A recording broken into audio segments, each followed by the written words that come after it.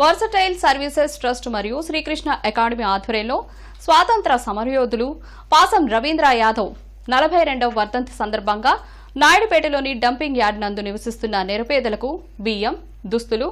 భోజనం ప్యాకెట్లను పంపిణీ చేశారు. ఈ సందర్భంగా ట్రస్ట్ చైర్మన్ పాసం శ్రీకృష్ణదేవరాయ యాదవ్ మాట్లాడుతూ కనీస చదువు లేకున్నా ఛందస్సుతో కూడిన సాహిత్య రచన చేసి పలువురిచే ప్రశంసలు అందుకున్న మహానుభావుడు మన యాదవుడు పాసం వెంకటేశ్వరరావు యాదవ్ అని రాష్ట్ర ప్రజల చేత సర్దార్గా గౌరవింపబడుతున్న గౌతు లచ్చన్న తానే స్వయంగా పాసం వెంకటేశ్వరరావు యాదవ్ని సర్దార్ బిరుదును ప్రదానం చేసి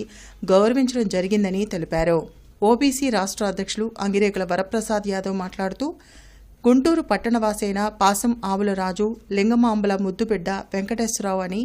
ఆయన కేవలం 5వ తరగతి వరకు చదువుకున్నారని ఆయన నిరుపేద కుటుంబంలో జన్మించడం వల్ల తన చదువు అంతంత మాత్రంగానే సాగిందని అయితే చదువుకునే అవకాశం లేకపోయినా ఆయన నిరుత్సాహం చెందలేదని ఛందస్సు పుస్తకం కొనుక్కొని ఏకలవ్యుడిలా సాధన చేశారని అన్నారు.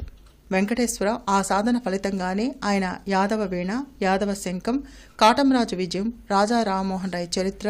నూతన వధూవరులకు శుభాశీస్సులు, ప్రపంచ రత్నావళి తదితర పుస్తకాలను రచించి ప్రశంసలు అందుకున్నారని అన్నారు.